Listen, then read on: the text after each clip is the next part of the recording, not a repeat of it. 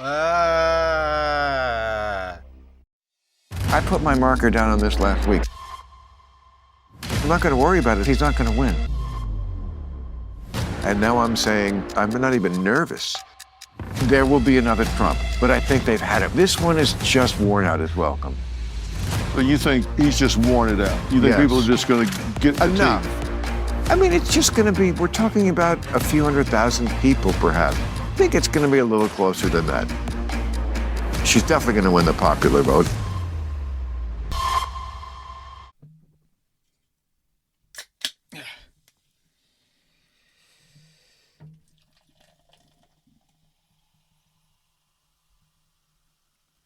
Okay, let's go, folks. Spilled some water on something, but I'm not going to worry about that. Ladies and gentlemen, hello. Welcome to I Hate Bill Maher, a podcast about how I hate Bill Maher. I am your host, Will Weldon. And you know, this week we're doing something a little bit different, but not that different, really. It's pretty much the same thing I do every week except for episode 11. Only this week, we're getting a little modern. We're going to be talking about this week, Real Time, Season 22, Episode 34. That's right. It's the most recent episode of Real Time with Bill Maher. And the reason I wanted to talk about this is if you follow the Patreon, oh, you know what? Let me start by saying, you know, anybody listening to this, if you haven't already, I would appreciate it if you could go over Apple Podcasts, Spotify. I forgot the name of Spotify. One of the biggest internet companies there is. Like the only music streamer, really. Spotify, one of those weird, you know, bottom tier podcast apps that are called like, you know, Podfreak, Podcast Schizo, the Cast Web, whatever weird one you use. Go ahead and leave a review. It helps the show. Here's the thing. I don't even know if it helps the show out. I always hear it's on shows they'll be like, hey, leave some reviews. It really helps the show out. I don't know if that's true. So honestly, I think that's the biggest reason to go leave a review. If a bunch of you leave a review of the show, follow your heart. Be honest. I'm not asking for 5-star I'm not asking for any amount of stars. I'm just curious. If a bunch of you go and leave a review, I'm curious what will happen. Will I get a check? Will a check just show up at my place? Will all of a sudden everybody's listening? I kind of suspect it won't make a big difference, if I'm being honest, but that would help the show out a lot. Okay, back to the thought I was having before I interrupted myself. I took my meds too late today, so I didn't take my my Ritalin. It'd be out of my system by now anyway. So I wanted to talk about this recent episode because if you subscribe to the Patreon, you listen to the Patreon episodes, you know, on the Dr. Phil episode, he says to Dr. Phil multiple times, Kamala's winning. I think it'll be close, but she's definitely winning because people are just sick of Trump. They're sick of him. They're absolutely sick of him. He said it on his show multiple times that he thought she was going to win. He was quite positive she was going to win. And I don't know if you've heard, she did not win. It actually was a real disaster for the Democrats election day. So I wanted to know if he was going to say anything. Will he address this on the show? It's a live show. It comes out fresh every week. The podcast, I imagine he's recording in advance, so it won't be mentioned there. Maybe it'll come up down the road. I'll let you guys know if it does. But I wanted to see, will we see humility from Bill Maher? Is Bill Maher going to come out and be like, you know what, I got it wrong? And he's got an almost hour-long show to do it. He's got, 3 segments, really 4, monologue, interview one-on-one, the panel, and then new rules. Will it be addressed? He's got 4 segments to address whether or not he was wrong, to address the fact that, yes, he was wrong. It's not a question if he was wrong. He was unbelievably dead wrong. But it's still a normal episode of the show, so, I've got the clips, got all that stuff. So we're going to do it. I don't have any other preamble. I'm not going to ask myself questions. I've done a solo show before. This is not new. How dare you? So, this, of course, Real Time, Season 22, Episode 34. It aired. It was the 8th, Friday, November the 8th, 2024. Sorry if you can hear my neighbor upstairs. He sometimes watches people's dogs, and when they come to get the dogs, it can be quite loud. I'm literally under a staircase. So, show opens. I do want to say just the opening for the show, I dislike the current theme music. It's the same song, but it's kind of like gussied out.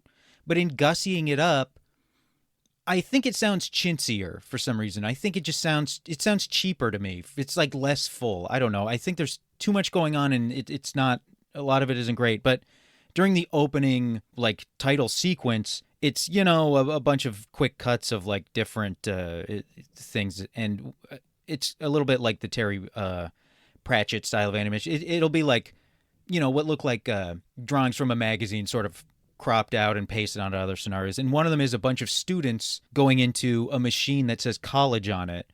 And what emerges out the other side of the machine is a tall box that just says fragile on it. Gut their asses. Cool.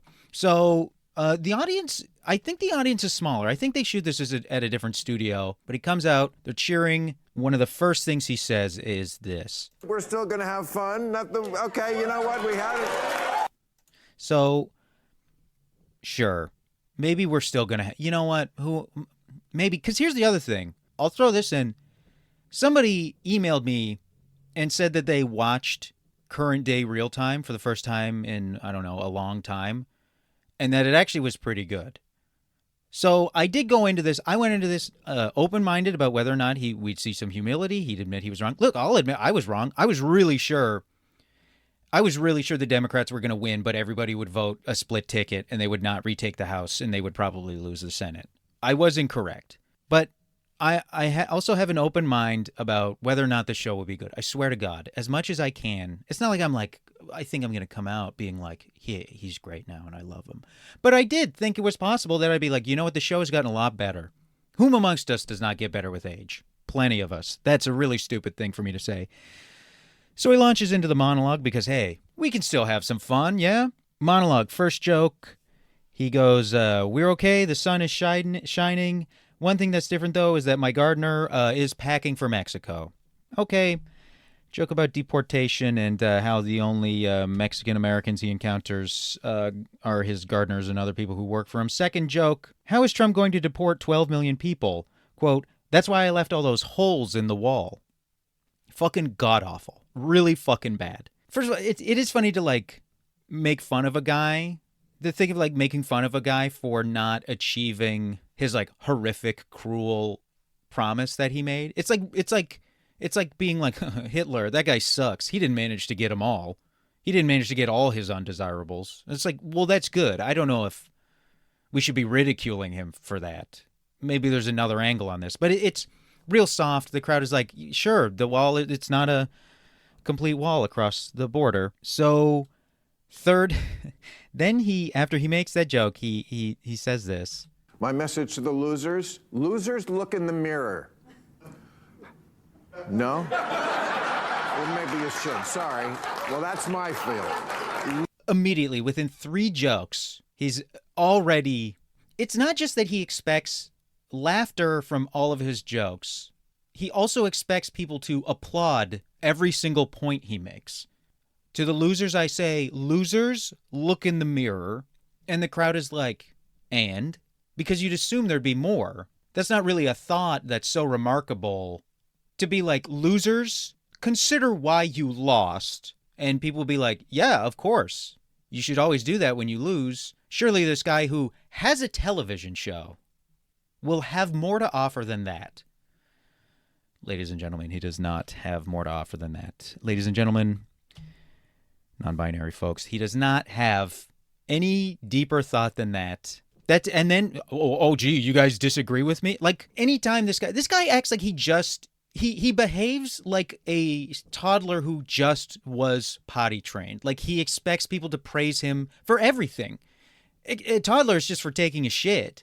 But in this case, it's like he has potty trained mentality about every single thing he does, where he is shocked if he does not receive, like, praise and or laughter over everything he says. It's really crazy. That's a crazy way to live. I am struck by that right now. Just sort of thinking about it, I'm like, oh my God, that's fucking wild. That's why, I mean, this guy is the most entitled guy on television. Literally thinks he's entitled for people to scream and cheer when he just goes, losers look in the mirror. Oh, no, you guys don't agree? No, they don't. They probably do agree. They just don't think that is a sentiment worth applauding because, yeah, no shit, you fucking moron. Oh, also, will he look in the mirror? That's the real question. He's a loser in all this, too. He lost. He lost the prediction game. Is he going to be looking in the mirror? Next joke is people asking, how is this even close? I don't know what that joke was. I didn't write it out fully enough. I'm sure it was a nothing comment. Next joke. They should have conceived of a second Trump presidency because when does America ever turn down seconds? So it's like the Democrats just couldn't conceive of Trump winning again. Sure, a joke, right. Everybody eats too much in this country. This man, he hates therapy so much, and he needs to go so bad to deal with his food issues. The way he thinks about food is not well. Next joke. Trump won so big that he called the Georgia Secretary of State and asked him to lose 10,000 votes.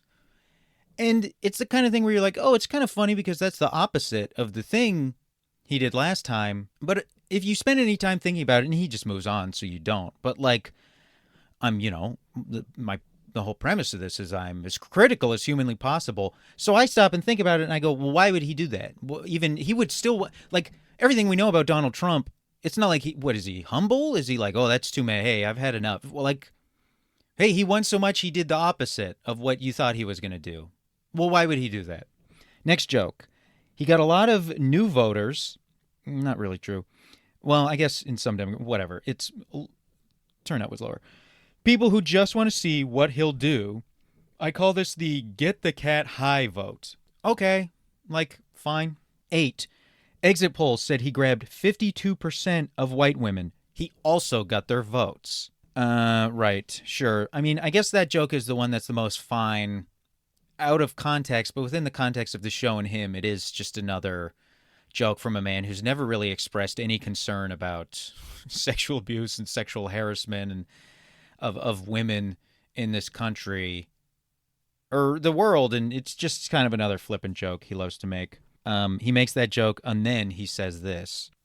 We're going to keep doing jokes here, okay? Right? Both sides, right to the end. Again, to announce that as if it is praiseworthy. Yeah, man, that's your whole show. Also, the thing of like, we're going to keep doing jokes here, both sides. It just speaks to how this man has essentially no set of real beliefs or anything, or like, hey, we're going to keep getting both sides. Don't worry. It's that thing of like, hey, everybody's ridiculous. You got to get both sides. You kind of don't got to get both sides. And, you know, his attitude towards it seems to be like, hey, nobody be a fucking loser and a wuss and stop laughing and stop enjoying jokes just because he won. It is the difference between him and a guy like Jon Stewart, who, while they are both will be largely, I assume, almost completely unaffected by a second Trump presidency, Jon Stewart still has enough empathy to consider others who will be affected and to be concerned about what the long-term effects of something like that will be. Bill Maher has no such concerns. He's never shown concern for anyone but himself. No person. He does like animals, as has been pointed out. Flipping the page, joke 10. The liberal media is always more offended than the victim. Women are so upset about Donald Trump. Women were like, I don't have to fuck him. I just want bacon. That'll come back later. The bacon talk, oh, pork is double the fucking price or whatever. It's like, stop. Like, that's how you know somebody doesn't do any critical thinking of their own, is when it's just like, they're just repeating the meme that exists for a topic, like the price of bacon, the price of bacon, the price of bacon. Everything has gone up in price. You can pick other things that are more important. Have you bought a fucking bag of flour lately? It's nuts. And I try to get the nice stuff because I do bake. Not like the nice stuff. I like King Arthur. They're employee owned. Their website has a lot of great recipes on it. Next joke. Kamala saw the writing on the wall. Around 10 o'clock, she called McDonald's to see if she could get her old joke back, or her old job back. So I flubbed the delivery of that joke there in solidarity with him because he started laughing so hard he could barely get through it. It's a fine joke. That's the joke in the monologue where you're like, that's not a bad joke. And he fucking a 7.5 out of 10, and he is like laughs multiple times, struggles to get through the punchline. That's how good he thinks that joke is. And I'm showing solidarity with him by flubbing because he flubbed too. So actually I'm showing he and I have a lot in common, and we can find a common ground, an incredibly stupid thing he is obsessed with. Next joke.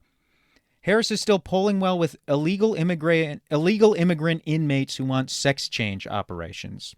Like, I mean, you know, of course you're going to have a joke, oh, Americans are so fat, and then he's got to get into the trans stuff.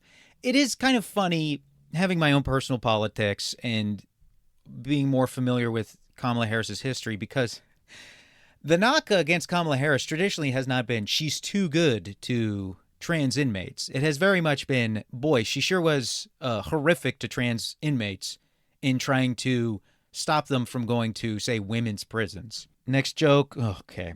So this is the one that set my hold on. It's like hard to talk about. This joke set my fucking teeth on edge. I no longer have incisors. I ground my teeth down to such nubs. I have to only eat leafy vegetables because I simply can't tear flesh with my teeth because they're so dulled down by the grinding of them. Listening to this fucking joke, he says that the election was about anti-common sense woke bullshit. Like, and it's based on what? You think at first, you're like, no, it's not. All of the exit polling essentially coming out about this is it was the economy. It was the economy. People wanted to change. That was 2022 was the fucking woke election. And maybe some people still thought like, oh, well, Kamala is woke because, you know, she ran an explicitly not quote unquote woke campaign, but she's still a black woman in America. So people are going to assume she's a loony, lefty, wokest. I've heard people use the term wokest, and it's just unbelievably humiliating to come out of a human being's mouth. But then he actually does have some examples of how you can tell this was an anti-woke, anti-common sense woke bullshit, anti-that election because, oh no, sorry. It's the next one. This one he's celebrating because shoplifting has become a felony in California again. And he is like, oh, it's just common sense, you know? Here in liberal LA, we said, how about instead of locking up the toothpaste, we lock up the shoplifters? Now, we all know that drugstores in particular have lied about the rate of shoplifting and how that's affected their profits. We all know now that retailers lied during that entire wave of panic about it. And it also is like he's acting as if this was the default. He's acting like it was the default in California. It's always been that way. Finally, we see some common sense and we're going to make it a felony. It was a felony not but like 4 or 5 years ago. And for the decades leading up to that decision, we all began to recognize like, hey, this doesn't help anything. And I guess maybe you could make the case in the negative way that like this became an anti-woke, anti-common sense, anti-woke thing, anti-common sense woke bullshit thing because it's entirely a decision about how you feel, and it doesn't actually like what's the evidence that this is going to help? This is going to stop shit. Like, oh, well, famously, you know, stronger laws, those are never abused, and those are always deterrent. Those are great deterrents. They work really well. Like, it's ridiculous. You learn better, and this guy is just like, finally, California's given up on this nonsense. Buddy, we are a fucking 3-strike state forever, and that shit was bad, and it was harmful, and we made these decisions for a reason to repeal some of these laws, and he can't acknowledge any of that. Then, he says this. Make no mistake. This election was very much about what I've been saying here and lost a lot of fans for saying over the years that... Lost a lot of friends. You've lost a lot of friends because you're the most unpleasant human being who ever lived, man. That's issue number one. This country has had enough of the anti-common sense woke bullshit that was... They have. Hoot, hoot, hoot. We love to hoot and haw in the crowd. Also, it does not... it didn't look like there were a lot of them, and it does not sound like there were a lot of them. And we'll continue on with that. Later I recognize something, a comparison I think is true. Yeah, people in this town, even liberal LA, said, I mean, liberal LA is not liberal. Like, I mean, I guess it's kind of liberal when, a leftist uses it pejoratively. But, like, we had an anti-carceral DA for 4 years, and then he lost this election, which... here's an idea. Instead of locking up the toothpaste, how about we lock up the shoplifting? Why lock up the toothpaste even if there is shoplifting? It's absolutely insane behavior, and we rightly should have gone to the retailers and said, hey, this is unacceptable that you do this, because... you're like nickel and diming us to the point where you're like, I'm going to fucking waste your time making you go and get somebody to unlock the toothpaste because what? There's no toothpaste on the shelves? It's toothpaste. It's just constantly being shoplifted. Buddy, no, it's fucking not. They wanted to make it look worse than it actually was. They've been lying about it this whole time. They lied about it through their teeth about how bad shoplifting was and how bad it was for their bottom line. This guy... no acknowledgement of that. He said, Bill, you're a Republican. That doesn't make me Republican, you assholes. That just... He's very much a Republican. It's crazy how much of a Republican he is. Like, watching the show, he just talks like a fucking Republican. He only reads Republicans. He's most interested in talking. He's nicer to Republicans than he is to... I mean, who are the liberals? He has on celebrities and Republicans and, like, Republican activists, right-wing activists. That's it. Who are the big liberals he has on his show, his podcast? It's like none of them. Almost, like, essentially none. Maybe a celebrity he has on has more left-wing politics, but even then, he's not having fucking Mark Ruffalo on.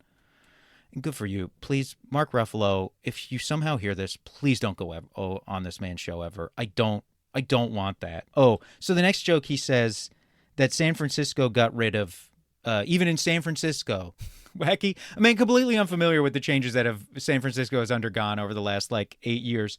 They got rid of he calls London Breed San Francisco's ultra-woke mayor. Now, this is Bill Maher doing the racism I mentioned about Kamala Harris easier, where people are like, a black woman politician? Well, she must be a woke loony. London Breed is explicitly an anti-woke politician. She was at war with progressives. She did not ever run as a progressive. She was at war with progressives the entire time she was in office. She criticized, used Black Lives Matter to criticize white activists for speaking for black people, which I would get on board with, but her point seemed to be no, it's good that we have all these cops doing this shit. She was at the forefront of the recall of Chesa Boudin, who was San Francisco's extremely progressive anti-carceral DA. He lasted a year and a half. It was crazy how fast he got recalled. The idea that is enough time to judge whether or not someone should be recalled, absolutely fucking disgusting from the city of San Francisco. A city that is a fucking goddamn toilet now, filled with maybe the worst people who ever lived. But he's he says San Francisco had enough of drug use, homelessness, and defecating in the streets. So did she. She ran on getting rid of all that shit. And you know why it didn't work? Because the politics you're into don't solve those fucking problems. So now you either have to be so stupid or so disingenuous that you have to pretend like London Breed was fucking, I don't know, Bernie Sanders as mayor of Vermont in the 70s.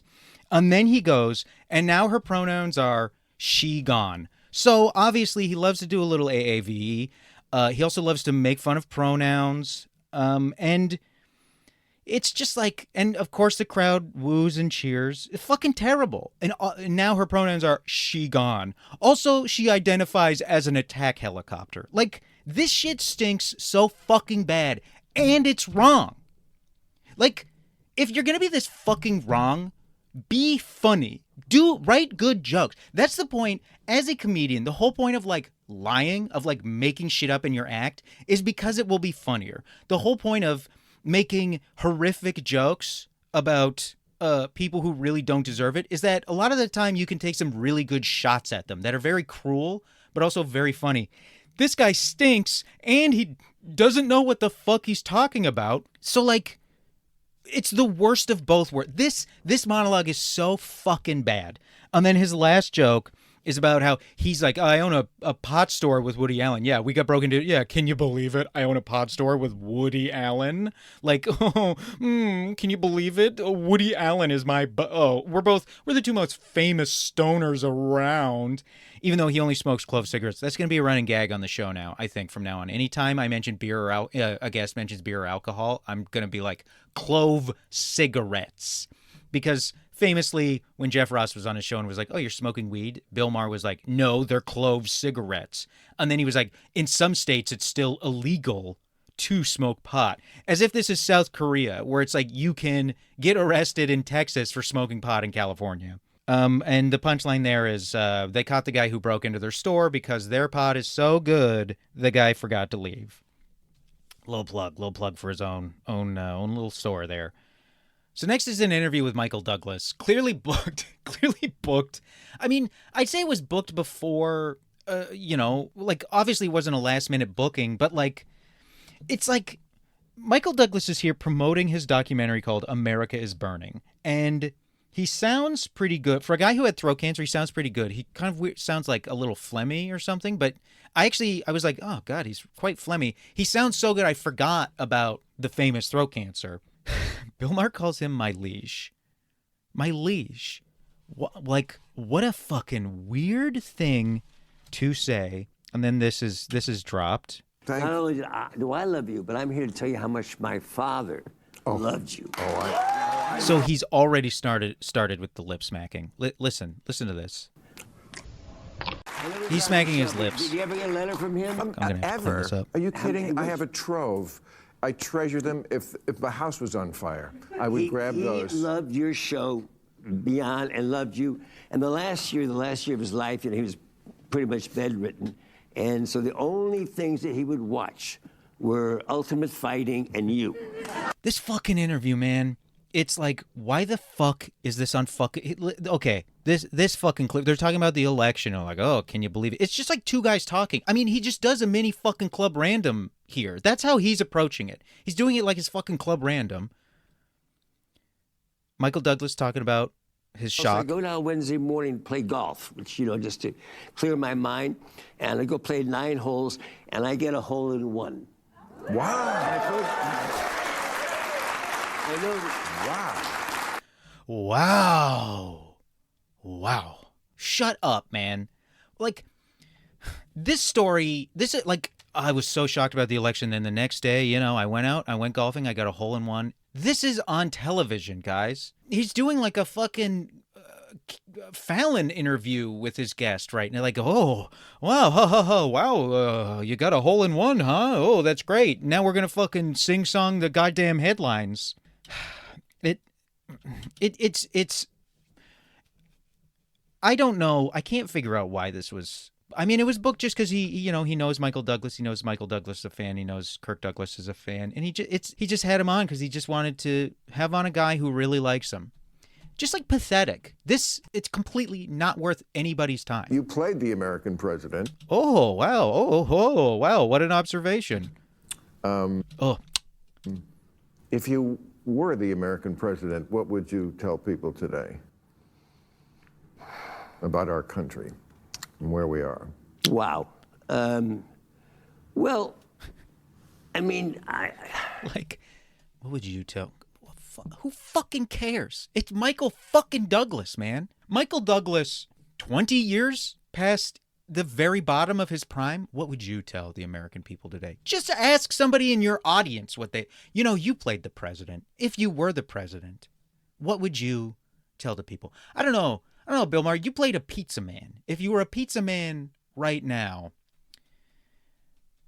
I would not tip you, and I'd kick you down my front steps. it's the economy. I mean, it really, really comes down. We lost our middle class. We don't have a... That's what your documentary is about. Yeah. So he has to trick Bill Maher into letting him promote the project he's there to promote, because otherwise Bill Maher is just going to be like, if you really worked on Wall Street, what reforms would you support? If you were really hunting to especially brutal killer lions in Africa, would you die before Val Kilmer? Who let the man Let the man promote his project. Also, it's the economy, man. Completely flies in the face of Bill Maher's earlier assertion that, well, it's all that anti-woke bullshit. Anti-common sense woke bullshit. That's what it was really about. Michael Douglas begs to differ. I think, wasn't Joel Schumacher the director? So they're talking about Falling Down. He's like, Falling Down's a great movie, and that's kind of what things are about today. It feels like he's taking it from the perspective of like that guy was right to become that angry. He shouldn't have shot people, I imagine he would say, but like it's understandable why he got so upset with like all of the bullshit out there today. Joel Schumacher directed. I did a movie with him, DC Cab. There you are. But he's just DC Cab. The crowd does not react. What the fuck is DC Cab? How come I get DC Cab and you get Falling Down? Well, because he's a movie star and you fucking suck at acting. That's why he got the lead. It's because if you were in Falling Down, you would be man who is shot by Michael Douglas's character. Okay, this is like... So this next thing he says, this is like something somebody says there's a thing, it's like almost become a cliche to talk about by now, but a thing in LA, sometimes you go to see a movie opening weekend and the director or the stars or whomever, those high up in the production, they come out at the end and they do a little Q&A. And the questions at these things are terrible. Even the pre-planned Q&As after movies, they have frequently have awful questions by people where you're just, I can't stay for them. I find them humiliating. This is the kind of question that gets asked at one of those humiliating Q&As, or one of the embarrassing things that gets said at one of those Q&As. You do something or did something, and I hope you could do it again, and I have an idea for your next movie, by the way.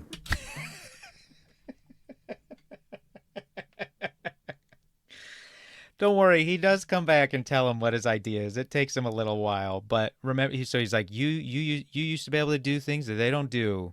Because I'm right, all ears. Okay. Great. I'm all ears because I'm stuck here. I can't just leave. That would probably hurt my film. Because, you were able to do something that I think they've kind of lost the skill to do, which is make a movie about something that is also entertaining. Okay, so his examples of movies that are about something that are also entertaining that are coming up are great. But it's also like, movies can be about something without explicitly saying what they're about. Like, I think this is a man who believes a movie is not about something unless somebody says what it's about or the title directly says what it's about. And a movie is not about something if it is just about, like, if it is actually a reflection on, like, mortality or, like, I'm sure he would say that No Country for Old Men is not a movie about anything, but it is. It is a movie about the nature of evil. It is a movie about aging. It is a movie about your perspective on life as you age. It's really about how much do things really actually change. Like, it's like if somebody was like, The Sopranos, that's just like a mob TV show. That's just about the mob. And that show even does explain its thesis in the pilot 3 minutes in when Tony Soprano goes, I feel like I came in at the end of something. But here, listen to him, the movies he likes, that he thinks are entertaining and about something. Falling Down is entertaining. Traffic is entertaining. One Flew Over the Cuckoo's Nest.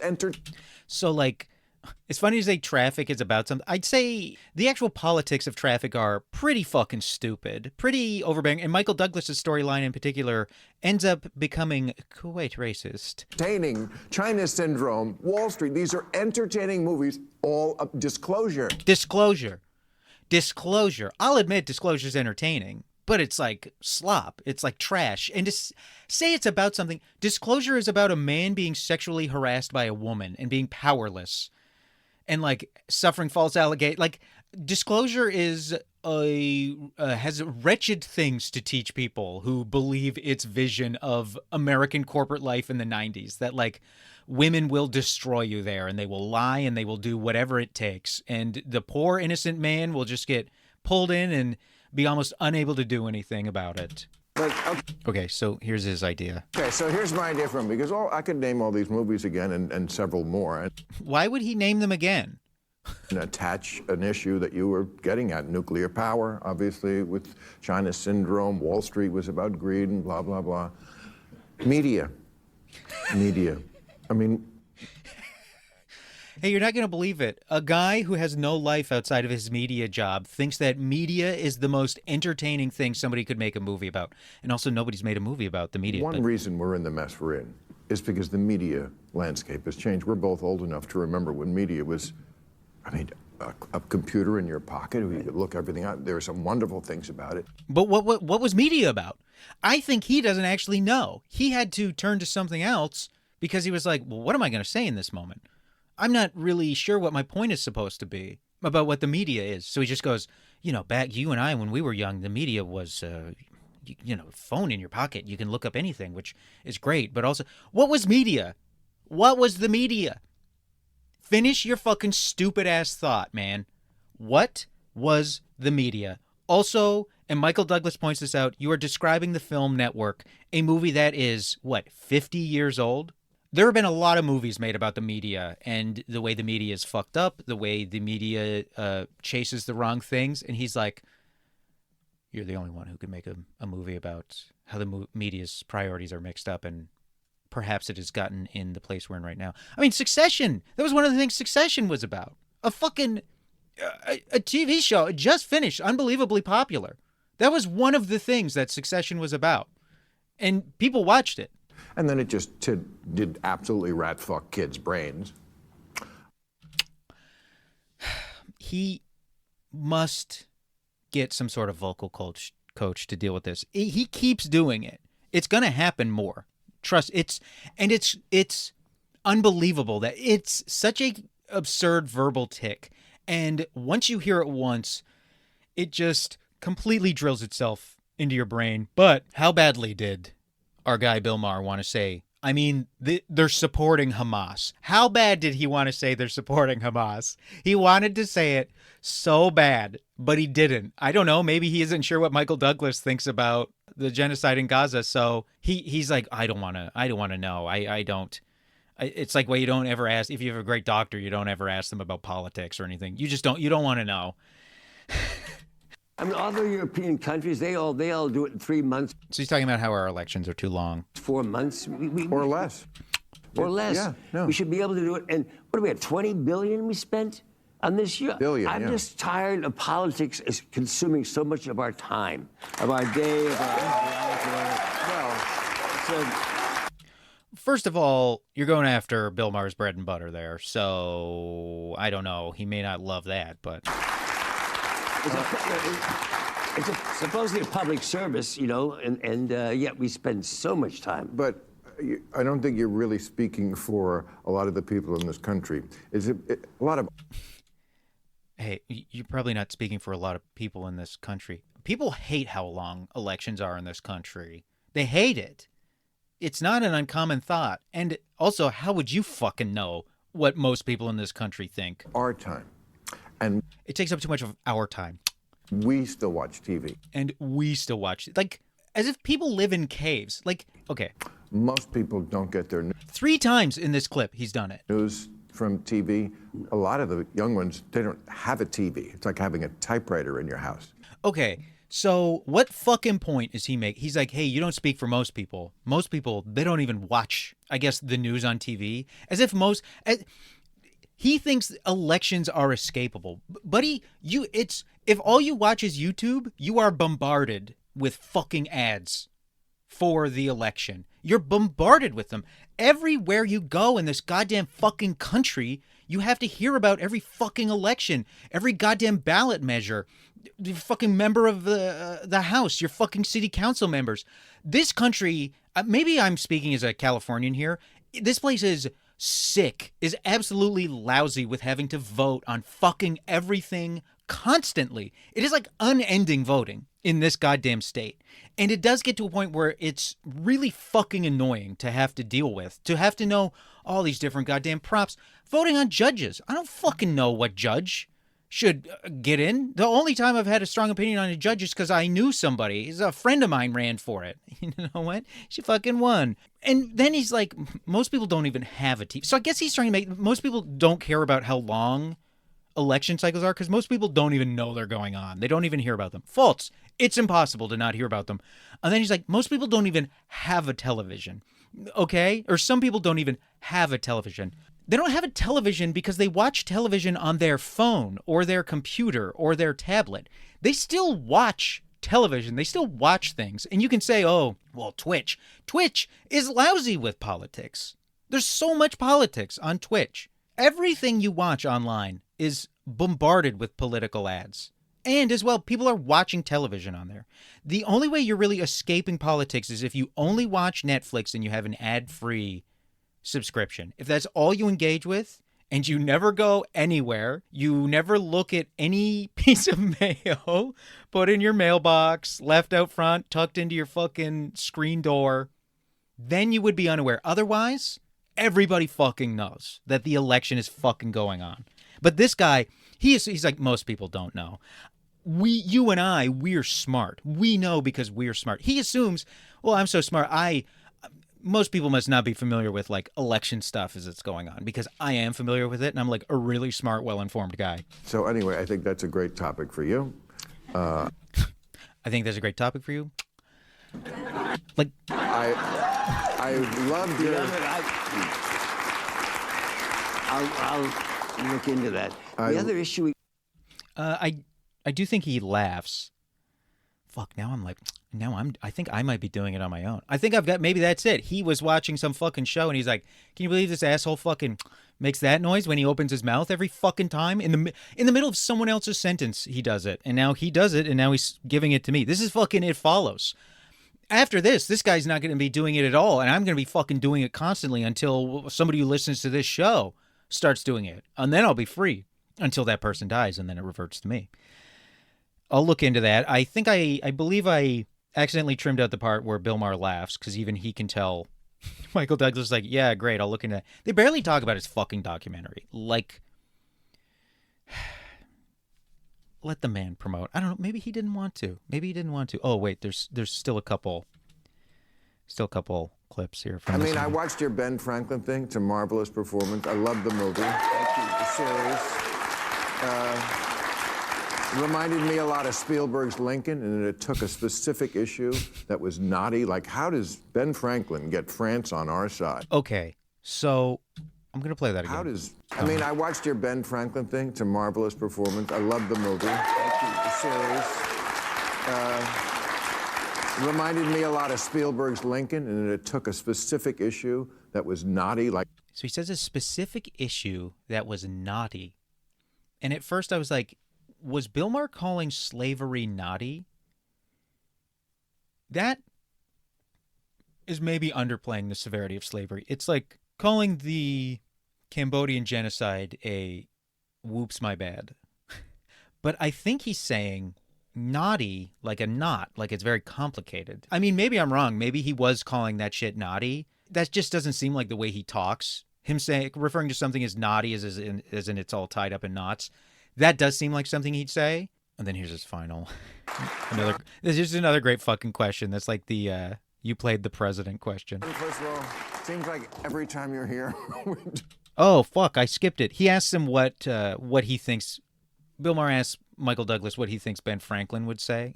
It's just like, this is like a long-running joke. People have been making that joke on Twitter forever that, they'd be like, there's a what on the Supreme Court? Like... And Michael Douglas also, it's funny that Michael Douglas, even if he's not necessarily promoting his movie, he like at one point he wants to talk about how he's like, 70% of Americans don't have passports, and it's fine if you don't want to go anywhere, but we shouldn't, like, if you did want, it should be a thing you could possibly do. And Bill Maher just keeps wanting to say shit, just keeps saying shit like the kids get their news from TikTok. So the guy who has been hosting the political talk show for literally 22 seasons now has less to say about politics, less insight into them than fucking Michael Douglas does. So then we go to the panel. I stepped on the intro. So the guests now, it's two guests on the panel. So this is his intro for the first guest, who is John. It's John Heilman from Puck News. I think that's where Dave Weigel works now.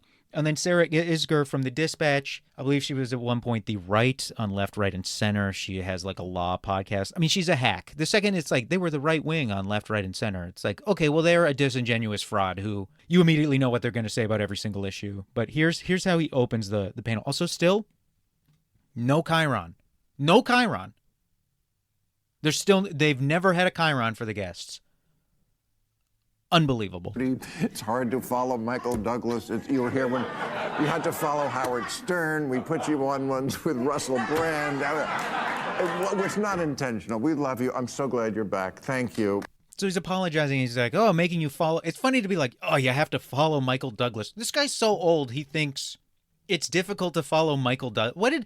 Michael Douglas did not have a ton of interesting things to say. They had a little chat. He's like, what was the last movie he was at? Like, he's the younger generations. He's kind of most famous for being the guy who got throat cancer from eating pussy is what they would think of when they think of Michael Douglas. And he's like, how are you going to follow Michael Douglas? Also, it's not a fucking stand-up comedy show. He's there to talk about the news. And you're like, you've had to follow these interviews.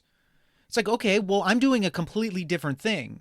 And I'm on a panel, so I don't think it'll be that difficult. The only thing you should apologize for is ever making someone be on a panel with Russell Brand. His sex crimes aside, he's just so fucking... You should also apologize to your viewers for having Russell Brand on the panel. That's the lesson. That's what should have... That's the depths of apology you need to be making. Okay, so this next comment from him. We have 2 more shows. Normally, this would be our last show, but we thought, well, we should stay on because it'll be a shit show after this because there'll be all sorts of lawsuits and the country will be in flames. So obviously he's like, and we want to be there to cover it. Nobody asked them to. Nobody wants them to. Nobody cares that they typically just leave after the election. He can just get 2 episodes. That's how cheap this show must be, is he can just be like, hey, can I just have 2 more episodes this season? And HBO's like, literally, who fucking cares? Sure. Why not? Fucking Zaslav, man. Okay. So from the moment he introduces the panel, he, aside from like John Heilman being like, hey, don't worry about it, he proceeds to just talk for like 2 straight minutes.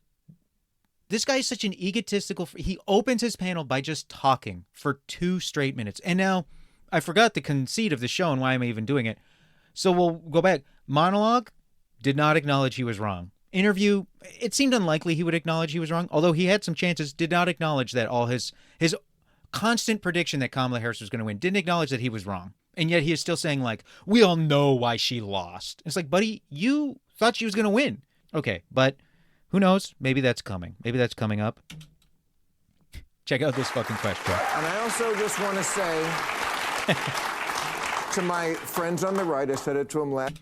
Yeah, that's interesting. He seems to have a lot of friends on the right for someone who's not a Republican. Oh, well, I can deal with both sides. Oh, okay, dude. Yeah. Yeah, I know. I have tons of friends who disgust me morally because I'm like, well, I need to hear lots of different opinions. Last week, I said to them personally, because they all have the same idea about Trump, he says a lot of shit. Okay, now you won. We'll see if your he just says shit doctrine is real or it's not. But just stop. You won. So you can afford to be magnanimous now, my right-wing friends, and understand that, when we're worried about fascism, it's because he talks like a fascist. We're not plucking it from thin air. Okay. That's my message to the right. You say what? 43 seconds. He just rambles on a question he is clearly not prepared in advance because he searches for his words, steps over himself, just this long, rambling thought, and then he goes, what do you think about that? What kind of a fucking question is that for your guest on the panel? To just ramble on and on and on, and then go, your thoughts? This is crazy.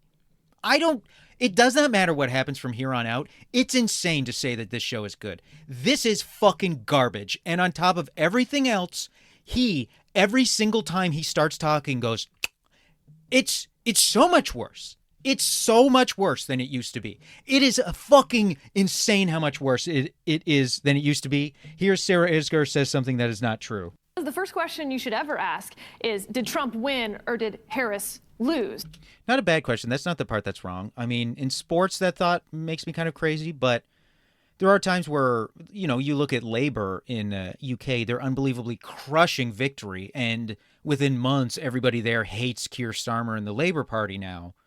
Because it's like, well, the Conservatives were just one of the most hated political parties of all time.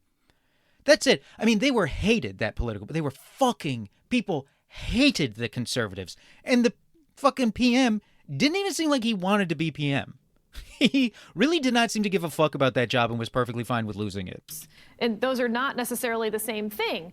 We saw the party in power in every Western democracy so far lose support. That is not true. And you know why that's not true? Because Mexico exists and is in the West. Do not try to make the case to me that Mexico is the global South. It is Mexico, okay? It fucking counts as the West. It's just below me. And we're the fucking West Coast, baby. We're the West. We're the West of the West. And they're right below us. And not only did that party not lose support, it gained so much support, it now has the ability to do essentially whatever it wants. It has so many seats in all of the halls of power. And that's because people would point to things that the former president and his party did to benefit people. This is the thing that seems to be getting lost in that comment, is all these parties lost power because things just keep getting worse, fucking worse and worse. And like life just keeps getting more unaffordable. And like all these problems keep accumulating. And then in Mexico, they can point to a guy and be like, well, he did a lot of good stuff here that we like. Look, do I think you should fucking threaten reporters the way AMLO did? No. But, you know, what are they, fucking perfect? Like, it does. I hate the New York Times too, so unfortunately, I guess I'm a little MAGA deep down, because when he fucking doxes them or whatever, it kind of makes me chuckle to myself. Like, imagine if fucking that had happened to Nellie Bowles. Like, oh, not Nellie Bowles. Good. Another writer Bill Maher really likes, Barry Weiss's wife. And the most effective ad that go. Donald Trump ran was the they-them ad. You know, he's for you, she's for they-them. Democrats thought that was an ad about, you know, transphobia. They missed the point entirely. It was an ad about language, that these people are more obsessed with whether you have a signature block in your email with your pronouns in it than they are about getting the economy back on track. So that was obviously not true of this Democrat. It's so funny to be like, hey, listen, that ad with the N-word in it, that wasn't about race. That was about language. Yeah, it was about racist language. And in this case, it's about transphobic language. It's specifically an attack on trans people. Like, this is the kind of disingenuous shit, and at no point, he doesn't cut in because he loves transphobia, and he'll justify, like, you know, he'll let it pass every opportunity he gets. Like, this show, the idea that this show explores lots of different viewpoints is fucking crazy. That you can say something like, the she's for they, them, he's for you ad was not transphobic. No one's pushing back on that. Nobody. One thing gets pushed back on, maybe two. John Hallman is not totally bad, but he is a typical media shithead, and he still kind of stinks. Honestly, they did get the economy back on track. Right. That's not. People don't feel that way. It's bullshit that he wanted Liz Cheney shot in the face, and it's bullshit that they didn't get the economy. Let's call bullshit wherever it is tonight, shall we? Okay, so he's completely misrepresenting what John Hallman said earlier, when John Hallman is like, you know, a presidential candidate who fantasized about Liz Cheney getting shot in the face. And you can quibble with the specifics of that, but he did not say threaten to shoot her in the face. But Bill Maher isn't really listening to him, so he's just going back to a, you know, fucking thing he's got a fucking wild hot poker up his ass about, which is he threatened to shoot Liz Cheney in the face. So he's just remembering that and did not actually really listen to what John Hallman said. What isn't? Also, like, they did get the economy back on track. For whom? For whom did the economy get back on track? And here's his thoughts on that. Indictment. What I think is a tremendous indictment of Kamala Harris is that she couldn't win an election with the stock market at record highs and unemployment at record lows. Not but in the last segment did Michael Douglas point out 50% of Americans don't own stocks. Why would that help? Why would that be beneficial, the fucking stock market?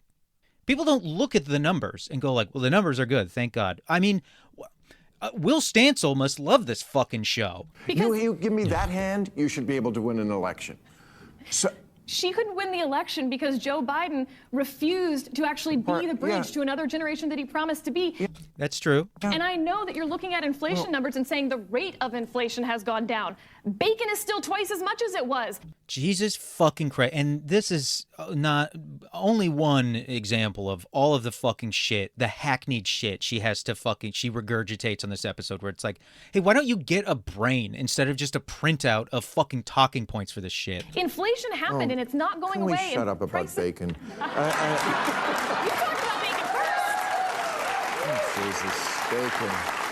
So they're both right. Shut the fuck up about fucking bacon. The price of first of all, pork fluctuates. Pork is expensive. That's why you can't get a fucking McRib all year. Also, like he did bring up bacon first. He doesn't even remember. That's how fucking incompetent this guy is. He's enough about bacon, and she rightly is like, you brought it up first. Although she's like laughing because she's a pathetic fucking kiss ass. Like she has the craziest teacher's pet energy, but in a way where the teacher's pet should be sent to the Hague. Oh, God. So this is where John Heilman is pushing back on the Liz Cheney thing and what Trump actually did say about Liz Cheney. We've never presidential candidates talking about people getting shot in a. Of course, he called for a military tribunal against her. Again, he might not do it. Let him fucking talk. Like, he just keeps interrupting. This guy has not talked for minutes. John Heilman takes big chunks of this panel off, and he clearly doesn't laugh during any of the new rules or the mid-show bit because they never, ever cut to him. I don't you don't want to normalize the notion that that's the kind of language. What he talked about. That's the kind of language that we want to have. No, but that wasn't. But this is the problem with. I'm sorry, the far left. The far left. Yeah, the far left was really upset about Liz Cheney. What the fuck is he? Who's the far left? I'm not on the far left, but I don't think we should have presidential candidates you're not talking going to that drag way. me into Trump derangement syndrome. It's not deranged to be upset and worried. Even the crowd is like, what the fuck are you talking about? The real things. Like he could be a fascist. He wants to be but if you're going to think I'm going to chase every rabbit down the hole for the next wait a second, for the next. Oh, he has to, you can interrupt anybody you fucking want. But when you're fucking blathering on fucking endlessly, stop, wait, hold on just a second. God, he's a fucking prick. Next 4 years, you're wrong. I'm not telling you what to do for the next. That's who he is. I'm just telling you. I did this once. I'm not going to do it again. That's who he is. Okay. If he talks about Arnold Palmer's dick, or he makes it, or he says a bad word, or says something that everybody thinks like there are shithole countries, I'm not going to lose my shit about it. I'm just not, because that is deranged. That's who he is. Sure. You fucking sanctimonious prick, first of all. I'm not going to do that. I'm not going. Like, it's so funny. He still is not actually addressing what John Heilman is saying to him, where John Heilman is like, he does talk this way, and I don't think it's good to normalize that. And Bill Maher's like, I refuse to not normalize that. Okay? I refuse. And he's acting like, because he's such a fucking pushy freak who just thinks everybody should do what he does. John Heilman is just pushing back on like, I don't think it's good to normalize this. And Bill Maher is like, you can't tell me what to do. And John Heilman's like, I'm not telling you what to do. I'm saying I do think this is bad. And Bill Maher's like, I'm not going to be deranged, okay? I refuse to be deranged. Nobody's fucking telling you to be deranged. And it's so great, like the way he's like, everybody's dumb now and all this shit. And then he's perfectly happy to be like, whatever, all this shit, shoot Liz Cheney getting executed by a military tribunal. Fucking Arnold Palmer's dick. Who cares? That's who he is. Who fucking cares? Buddy, call Adam Curtis. I've got a clip for fucking hypernormalization too. Fuck. He performed better in this election. For whatever set of reasons, partly I think it's a factor of like what he said. Partly because you won't talk about the other side, the people who should be looking in the mirror, the subject I'm trying to get to. We know who Trump is. What a fucking baby to fucking bitch and piss and moan. He wins because you won't get to talk about the other side, which I'm trying to do. First of all, fucking do it. Just go, we're moving on now. Don't sit there and fucking weep and moan because this fucking guy is trying to continue on with the point he's making. Because this guy who you brought on is trying to have the conversation he thinks he's supposed to have. You won't stop talking about him. He just won the fucking election, you fucking moron. Oh my God, like, you won't stop talking. Just a lot of people texted me things like, well, you can't fix stupid. Sorry, that doesn't work with me. Yeah, you're stupid because you're not thinking about the bigger picture. You're not thinking about maybe we did something wrong. Maybe we're not perfect. It's like a relationship. You got dumped. America dumped you, and they're all like, you don't know what you had. No, it's Yes, worse. they do. They know what they had. And what they're saying is, we know what we had, and you're a mess. It's a dude who got dumped and was like, she was a lesbian anyway. Like, to be like, first of all, you're stupid. You're stupid. This is the laziest fucking show that's ever existed. But on top of just calling them stupid, to then go into what is obviously a pre-written analogy that is something Bill Simmons would have at least improvised back in 2002 on his fucking podcast. And this guy clearly wrote it in advance. It was like, yelling at John Heilman because he wants to fucking move on to the next thing so he can do his stupid, the Democrats are like a girl who's been dumped. Fucking, oh my God, man. It's not like Trump's been a dominant, a colossus since the moment he walked on the stage in 2015. He had a record that was never had a majority But you're still before. talking about him. My question, You cannot stop talking about him. I'm trying to ask you the question of. He just won the presidency again. He's going to be the president of the United States of America. And Bill Maher, because in his mind, he's like, well, we have to get to the left. He's like, you're still talking about him because you're still talking about him. He is, I cannot stress this enough, the former and future president. There's a reason he's being taught. And he won the election 2 days before this show was taped, 3 days before this show was taped. And he's like, why are you you're obsessed with Donald Trump. He is the editor of Puck News, and he's on Real Time with Bill Maher. If you want to move on that bad, just put your hand up and go, we have to move on to the next segment. You fucking bitch. This guy is the biggest bitch who ever lived. To sit and he's like crying like a baby. It's insane to listen to. Oh, God. Okay. Fuck. I left a big gap between this clip and the next one. Listen to this shit. This is what he wanted to move on to so goddamn bad. Answer that question after a word from comedy. What is to woo after a word from comedy? Well, no, actually, but... And wooing, and then he's like, I'm so clever. There's no joke. The crowd woos and cheers, and then he just starts laughing because he assumed he must have said something funny because he's trained to these absolute sycophantic losers to just fucking hoot and holler after everything he says. Oh. I already watched this. I'm this fucking upset, and I know what's on this. These audio clips, I know what they are. You saw the wink, and we put together some signs that maybe... So he played the, when you're in the voting booth, nobody knows who you voted for. The Kamala Harris ad for women to not vote for Trump, even if their conservative husbands want them to. That strategy went great. That'll be covered later, actually. Your Trump-loving wife. Okay, so let's say first half of the panel... We've now completed the first half of the panel. He still has not addressed that he was incorrect. But we've got this comedy bit. Probably won't happen now. We have a whole second half of the fucking panel. I still have almost half of the fucking audio clips left for this thing. So, and then there's new rules. Maybe the last new rule will be a monologue about not being too confident in your own predictions, and it'll be about how he's kind of embarrassed about being so confident in what he said over and over, and now he kind of has to eat shit. As, like I said, I eat shit.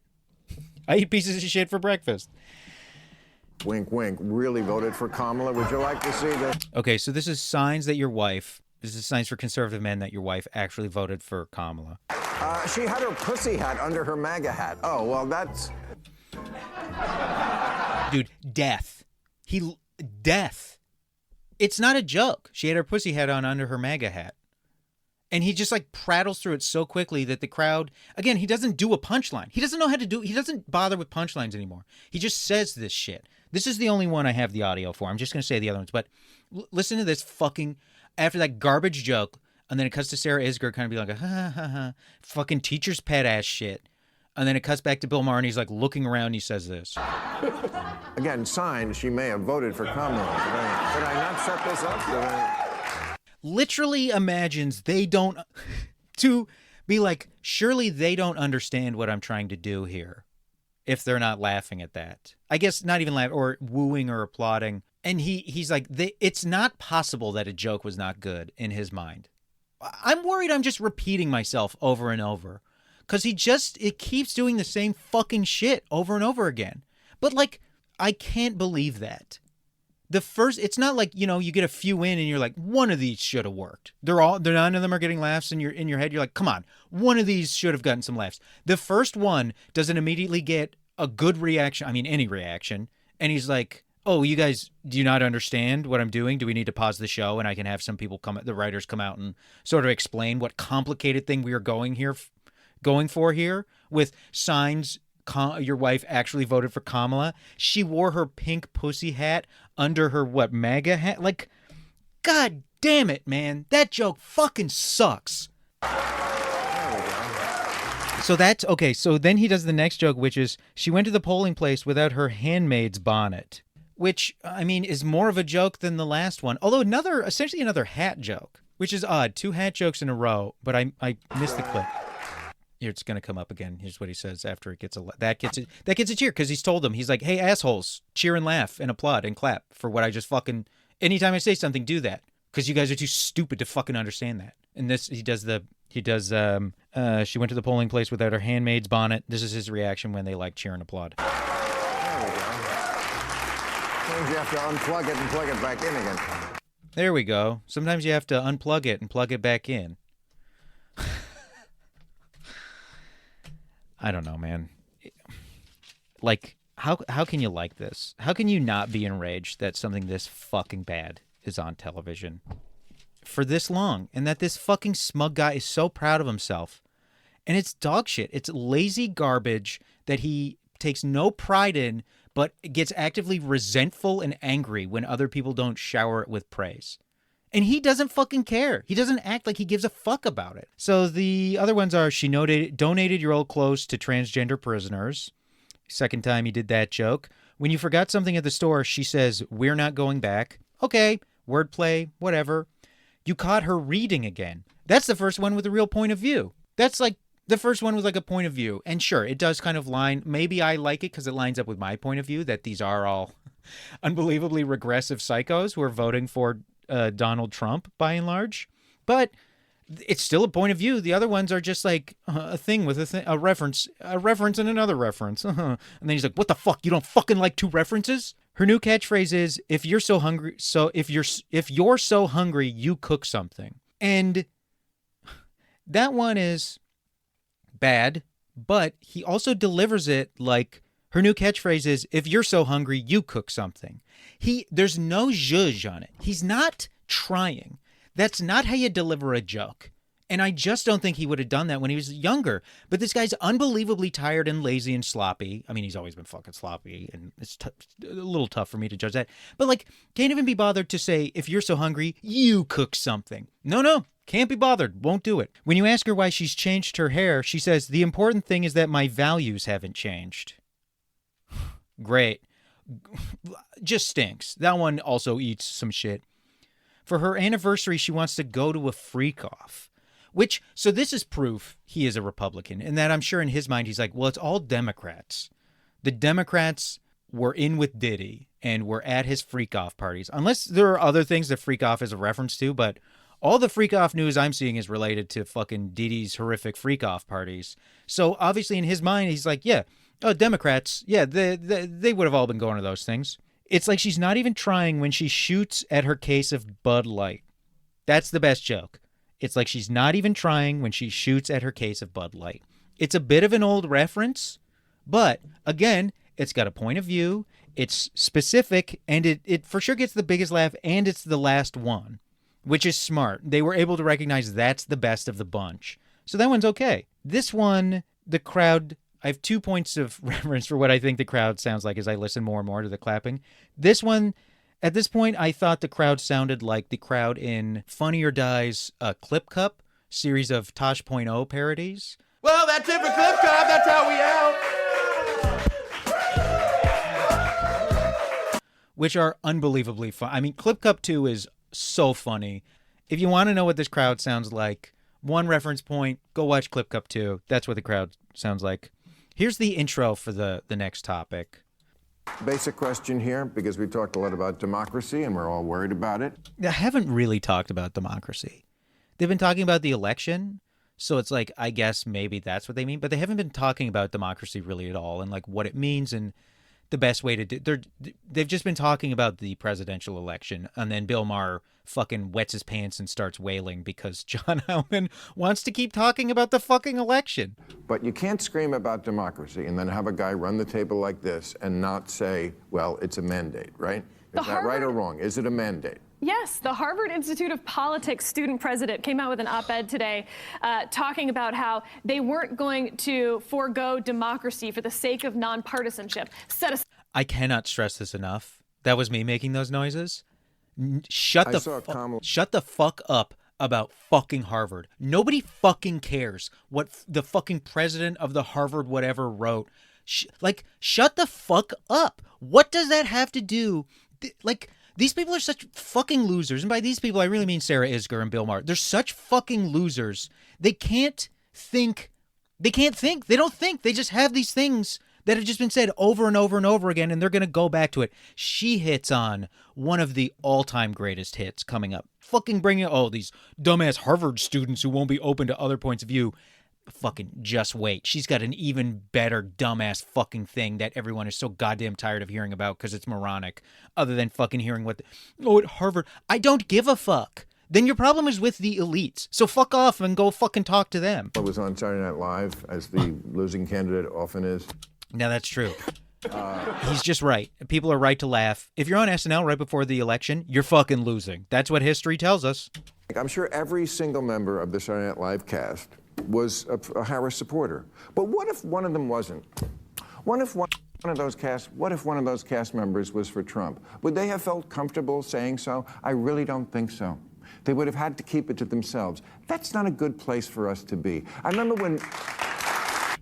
Why are you talking about that shit at work anyway? Please, please, please do not talk to me about that shit at work. And also the other thing too, I'm talking in like a normal job. I'm being kind of facetious because I guarantee you, if you work in the entertainment industry and you work with someone who is like a Trump supporter or even just a Republican, actually they love to talk about it. They won't shut the fuck up about it. They think it's the most interesting thing in the goddamn fucking world. Woo! Who, again, Harvard, SNL, I don't fucking care. These people are so completely unmoored from real life. It happens even more on the left. It happens even more on the left. Yep. On the right, they certainly don't repress. They certainly don't repress other people's speech. They don't punish people for how they think, what they do. Like, it happens even more on the left. It's because you're surrounded by Hollywood liberals, and you resent them because fundamentally they don't really like you, and you'll never fully be one of them in the truly elite circles. So you just assume they're even worse because they reject you. But the right wing will accept anyone. They'll hang out with anybody. They have no standards for who they will embrace and spend time with. I remember when Elon Musk hosted. Oh my God. He's still fucking talking about Saturday Night Live. And this is well before he was a Trumper. Okay, so when Elon Musk hosted, he still was doing vaccine denialism and spreading misinformation. He had completely become the process of fully becoming a fucking Trump guy. 100% already begun with the anti-vax stuff. But of course, Bill Maher is an anti-vax guy, so he agrees with that. But he also knows people will be like, oh yeah, that's like a fucked up thing. And a lot of people don't want to platform that. So he can't mention that. Or he just doesn't know. Or he just doesn't know because he doesn't fucking know anything. I always have to factor that in. I can't not factor that in. I have to make sure I don't not factor that in. 4 years. He was just the richest man in the world. Yeah, he was just the richest man in the world. He had no other politics, Elon Musk, in 2021. And a number also who of the cast members on Saturday Night Live, like they didn't want to deal with him. Who? What are you talking about? They didn't want to deal with him. They did deal with him. You know why they said they didn't want to deal with him? And this is actually either today or yesterday. The story came out about Chloe Feynman. They're talking about how Elon Musk was such a fucking asshole. He made her cry. And it's like, that's why they didn't want to do. This is like being like, oh, they didn't, Steven Seagal, great guy, incredible martial artist, and they didn't want to deal with him just because he was in a bunch of action movies. It's like, no, they didn't want to deal with him because he's a notorious prick around the world. Everybody knows what an asshole that guy is. Everybody knows what an asshole Elon Musk is. Why would you want to work with that person? They didn't exactly boycott, but they made it plain. They didn't exactly boycott. Like, yeah, it's because Elon Musk posted something like, we're finally about to prove that Saturday Night Live, or we're about to actually find out if Saturday Night Live is really live. And like Bowen Yang and some other cast members quoted that, like posted that in their Instagram stories or whatever. And we're like, what the fuck is he talking about? And that's the number one question asked of Elon Musk. What the fuck is he fucking talking about? And I was thinking, really? You have Elon Musk on your show for a week. You could talk to one of the most interesting. First of all, if a guy is hosting SNL, you really can't just go up to him and start talking to him. You'd get screamed at for doing that. He's probably not open to being talked to, first of all, but you can't just go up to the guest. Like, you're at work. You have work to do. It's like, sorry, your show is so fucking sloppy and lazy and fucking worthless that you have lots of time to just chat. Everybody on your staff apparently can just chat with people. That's not how a fucking job like Saturday Night Live works. It's supposed to be incredibly hectic because you have to put a show together in a fucking week. Brilliant people. Brilliant. Brilliant. Brilliant. Here's another way you can tell this guy's fucking right-wing. He still says shit like Elon Musk is brilliant. Nobody is fucking buying that who is not delusional, insane, or so completely right-wing they just accept anything these kinds of guys say. The world has ever produced. One of the most brilliant guys the world has ever produced. Fuck out of here, man. Fuck out of here. Even about this issue that bothers you so much, that he's so rich. That's not the issue, that he's so rich. Like, he's making this up. And lots of people aren't. But no, you don't want to even deal with him.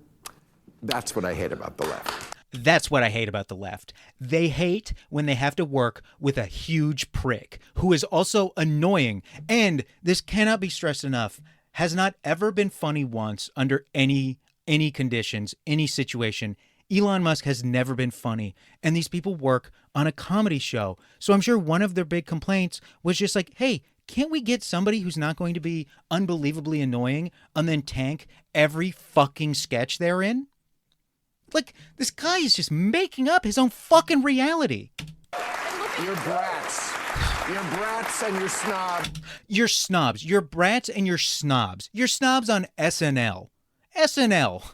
Noted snob show, Saturday Night Live. You know, when I would watch the cheerleaders, I'd be like, what's this fucking hoity-toity better than me shit? It is hard to think of a television show that is less snobby than Saturday Night Live. You're snobby. You're snobby because you won't deal with what? The low-class blue-collar stylings of Elon Musk? Okay, now check out this unbelievably cool and funny joke from Sarah Isgur. I like that. And not in the brat summer way. Not in a brat way. That's right, not a brat summer.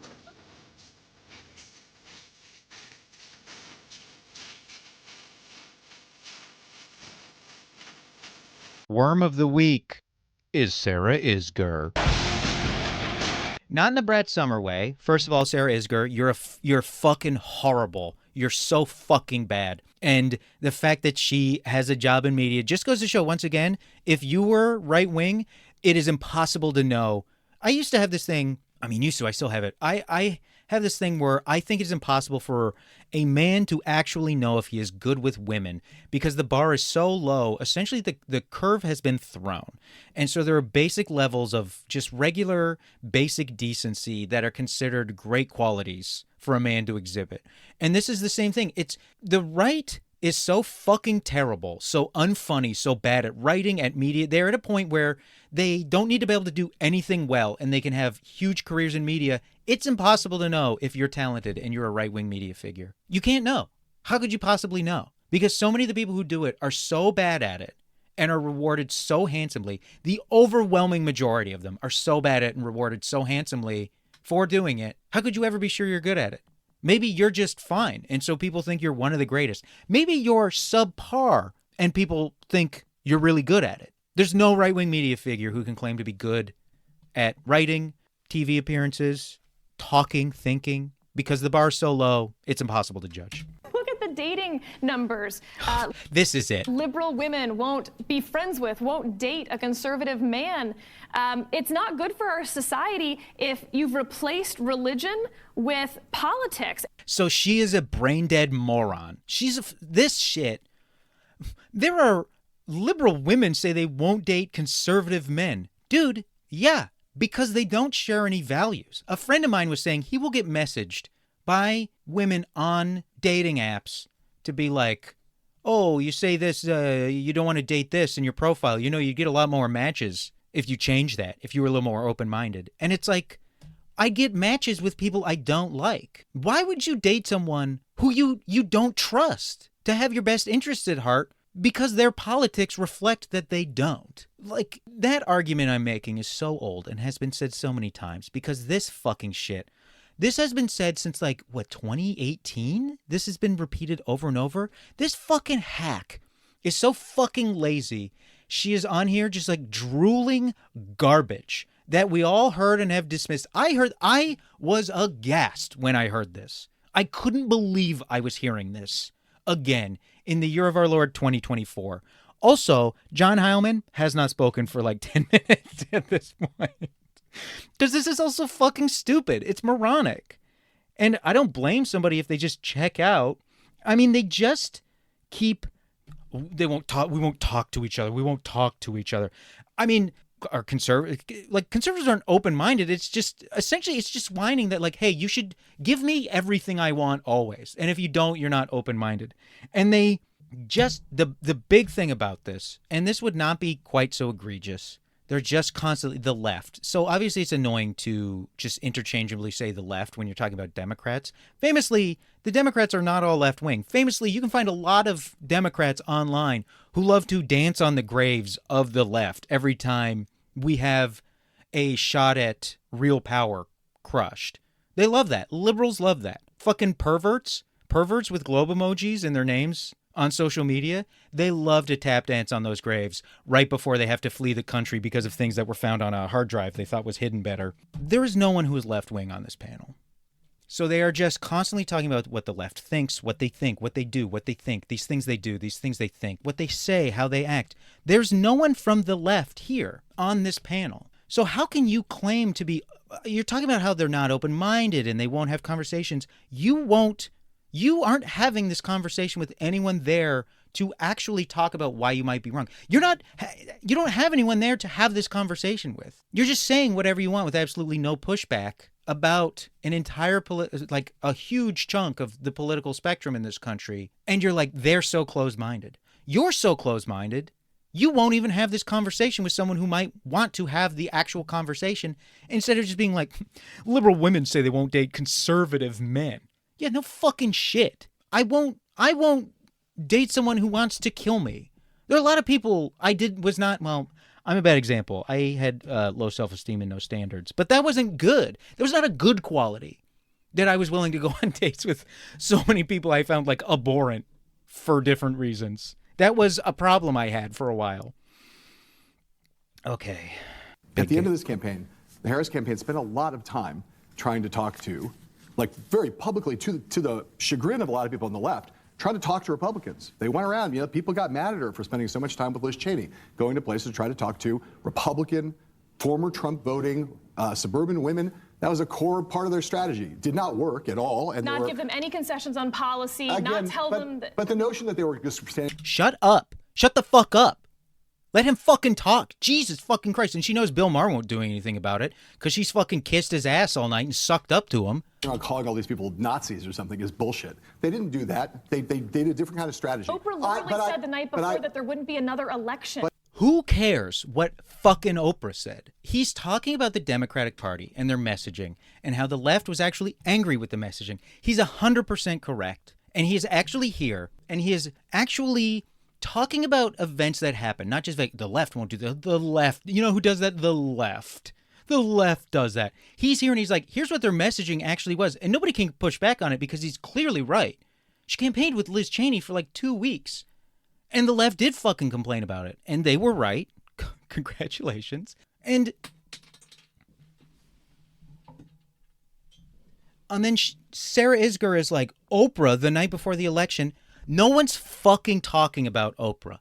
And if Bill Maher was not a fucking loser who just agreed with conservatives always because he is a conservative, he is absolutely right-wing now, he would go, hold on, who cares what Oprah said? John's right about that. Nope, no, nothing. And check this shit out. Talk to somebody, for the last anybody decade. other than people who are exactly like you. It's not just this Saturday Night Live. What is he fucking like, again, just goes back to this. This is all he wants to fucking talk about. Why have a show? Why have a show? Just fucking go in a room and put up a mirror. Like That all is Right. one. like you'll only talk to people who they'll only talk to people who agree with you. You won't have a fucking conversation with your own guests. You will refuse to engage with what they were saying and just continue to return to what you want to fucking talk about. thing. The guy who left NPR, remember he Totally. said it was like The guy who left NPR, great stuff. You really know the guy who left NPR. And I think I know what story he's referring to, but I don't know it well enough to just be like, oh, the guy who left, like, 87 of 88 people there were on the exact same page. Twitter before Elon took over. Now it's obviously the reverse, but that was like 99% Democrat. what does he mean? Twitter? What, the users? No, they weren't. Before Elon took over. What the fuck is he fucking talking about? There were always chuds and fucking mentions being fucking obnoxious. It's like, again, and it's like, and he can't see any distinction between the left, Democrats, liberals, the center right, the center left. None of these things, there are no distinctions made. They all believe the exact same thing. If you're not a far right fucking psycho, you fucking believe everything, and you know what? You're closed-minded for not wanting people in your space. Twitter, NPR. You can't have the Harvard. Who fucking cares? You can't have all these places. The newsrooms in America. Oh, the newsrooms in America. What are you talking about? Famously, the two biggest papers, the Washington Post and the New York Times, their newsrooms have been at war over the fucking coverage of the genocide in Gaza. And this guy's like, they all believe the same things. You ever looked at an op-ed page? Absolute lunatics. A whole swath of the craziest, most dangerous people you've ever seen in your life. Where nobody is allowed who doesn't think exactly like. Nobody's allowed. How long was Barry Weiss at the New York Times? And then finally she just had to leave and pretend like she was being oppressed. He's probably thinking of Barry Weiss right now. A person who's such a goddamn fucking loser, so inconsequential. She had to fake being forced out for being a fucking moron who sucks and is wrong all the time and is like disgusting in her beliefs. She left. Nobody forced her out. Her coworkers all fucking hated her. But you know why? Because she sucked at her job and is a fucking asshole. That's their right. You're right to hate those people at your job. And you have the right. You not just cleaving to the one true opinion. The what? The one true opinion. What is the one true opinion here? He never articulates it. He doesn't ever say what this one true opinion everybody has. What's the one everybody just believe, the homogenous views in all these places. What are they? Harvard? Some of the most conservative fucking people come out of fucking Harvard, man. Some of their teachers are maniacs. Everybody at Harvard believes the same thing. It is huge, Harvard. But he's just angry about the protests. So, you know, you have to think that even in the protest, the fucking clashes on the, like, it's a fucking embarrassment he's on television. I don't know. I can't believe it. I can't believe this is. I can't believe a guy who knows this little is just still existing as he always has. And there isn't some sort of greater movement. Like, I can't believe nobody in media has pointed out, like, hey, Bill Maher literally doesn't know what the fuck he's talking about. Is just like a demented old crank now. What is this shit? It's fucking worthless. It's garbage. It's not a conversation. There's no discussion. Policy differences between the two candidates, and I know no one will believe me here. No one will believe you because you're wrong. They actually weren't that different. Yeah, the policy, not that different between the two candidates. Right? He moves into the center on abortion. She moves into the center on immigration. She goes right wing on immigration, and he lies. He just does some lip service, and it depends on who he's talking to. He changes his position depending on who he's right. Yeah. No, he's like, yeah, you're right. There wasn't a big difference in policy thoughts. Come on, man. Come on. This is trash. Fucking trash. Like, and still hasn't acknowledged he was wrong either. We're running out of time. I got 4 minutes and 50 seconds worth of clips. We're like 45 minutes into the episode proper. Here's a positive from this. We are less racially tribal than we were 5 days ago. What are you fucking talking about, man? It's like he gained a few points in the black vote. He's thinking because, Donald Trump won Latinos. Fucking George Bush won Latinos. We're less racially tribal than we used to be. People are more racist than they've been in a long time. People just keep getting more racist. Like, the American white supremacist movement is growing. And he's like, we're less racially tribal than we used to be. Because he doesn't know. I know I just keep saying he doesn't know anything. But I can have all these minor quibbles. I can point out where he's wrong. But fundamentally, it comes back to this thing where he doesn't know. He doesn't care to know. He assumes he's smarter than literally everyone else. And people who come in with this fucking fallacy of a brain of just being like, well, we should always meet in the middle, and you should always listen to anyone who wants to talk to you, which again, he doesn't fucking believe. It's impossible. It's impossible to find any through line. It's impossible to justify any of this. It's impossible to make any fucking sense of any of this. It can't be done. It can't be done. He's just a bitter old fucking creep who's an asshole and a piece of shit and a racist, and he hates women. He hates Arabs. He hates Muslims. Doesn't seem particularly fond of black people who he's not trying to fuck, or Latinos. Like, he's disgusting. He's fucking repulsive, this shit. To listen, like, watch this whole episode and to just be like, and as I've said, to top it all off, he's not even fucking trying, ever. He doesn't try on his podcast. He doesn't try on the show. He doesn't try to learn things. He doesn't really try to broaden his mind. He doesn't try to do anything.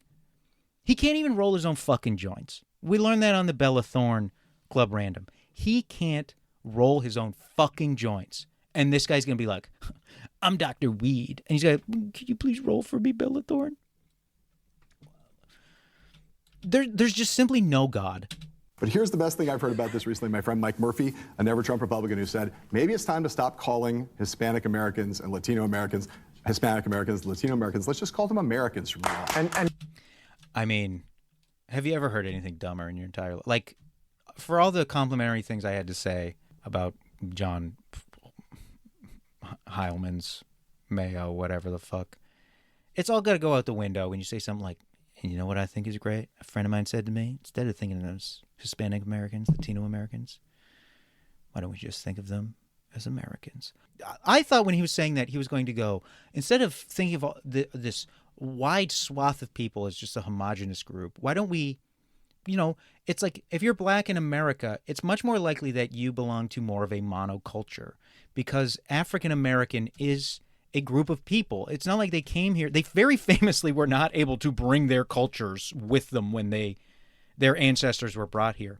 But like Latinos do and have. So the difference between, Mexican Americans in Los Angeles and Cuban Americans in Florida could not be more stark. I thought that's the point he was going to make. But instead, he's just like, what if we stopped seeing color? Well, that's why people hate the media, is because you make a few good points and then you come out and you go, instead of Hispanic Americans or Latino Americans, what if we just thought of them as Americans?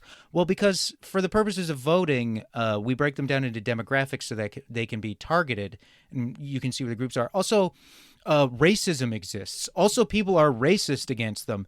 And so you can't really think of them as just Americans when they are fundamentally treated differently than the people we think of as quote-unquote Americans, which are white Americans. That's why we can't, because racism still exists in this country. To act like, hey, we need to just, like, you kind of force the status on other people. It's not like they showed up and they were like, we'd love to be separate from everyone else in some key ways. A lot of these people would love to just fully integrate, and it's made impossible by people like Bill Maher. Check this shit out. definitely don't call them Latinx. And definitely don't call them Latinx. I have great news for you, Bill. No one ever called them Latinx. It was, if you're thinking of Latinx, well, that was 7 years ago people were saying that. That was gone a long time ago. He said something like it was invented by like a white woman. It was not. It was invented by Latinos as a gender non-specific term, but like it just didn't, it really did not catch on. And a lot of people referred to it as like colonizing language. And like, fair enough. So people stopped using it. The only person I've ever heard use it in like the last, 4 years is like Alexandria Ocasio-Cortez. That's it. If you want to go to a Puerto Rican woman and tell her how she's allowed to like refer to herself in her community, I mean, I guess I would not be surprised if he did that. Now we're going to new rules, baby. Okay, new rule. New York City's ethical culture of Feldston School, which encouraged students to stay home and skip classes this week if they felt too emotionally distressed by Election Day, must change their name to Pathetic Pussy Academy. What, have you ever heard a better setup in your entire life? Let's listen to that. Let's listen to that setup again, huh? Let's go back and listen to this incredible display of writing. New York City's ethical culture of Feldston School, which encouraged students to stay home and skip classes this week if they felt too emotionally distressed by Election Day, must change their name to Pathetic Pussy Academy. There's not really much more to the joke than that. And it's like, okay, well, that joke sucks. Pathetic Pussy Academy. I mean, like, what is this fucking, are we the opening act on Roast Battle? Like, that joke is unbelievably lazy. Also, the opening is insane. It's like, and again, it's like, that's not a rule. It's like a decree, but like, it doesn't really strike me as a rule. And I have no idea what he's saying. It's just, you know, some school, like, there are so many words in that. And it's fucking, it's brain melting how difficult to like hear and follow it is. Here's the next one. Oh my God. Nero, stop telling me about the health benefits of the No Nut November challenge. Okay, here's how you know he's a fully turned online conservative. Who's telling him about No Nut November? Like, stop telling me about the health benefits of No Nut November. It's like, who's doing that? Who's telling you that? And you know who's telling him that? On the graphic, on the that they have up, it is a headline from the website Lad Bible. He's like, hey, Lad Bible, stop telling me about the health benefits of No Nut November. And it's like, hey, Bill, stop being so senile that you click on Lad Bible links, that you're getting that in your feed now. I have a fucked up, my recommendations can get pretty fucked up. And because of my impulse to sometimes click on things where I'm just like, well, this is going to be one of the most insane things anyone's ever written. What's his, like, but I don't take those serious. Lad Bible. It's a headline from Lad Bible up on the street. That's what he's referencing. Stop telling me about the health benefits of No Nut November. Okay, nobody should be doing that. If you're having people tell you that, the rule should be directed at you, and it should be like, new rule, clear your internet browser, and then have someone's nephew come over and try to teach you how to know what websites you should and should not click on. Have someone's grandchild come over and teach you about clickbait. That's the rule. Lad Bible. The headline is from the website And Lad 3, Bible. whacking off is like baseball. I prefer the Yanks to the Dodgers.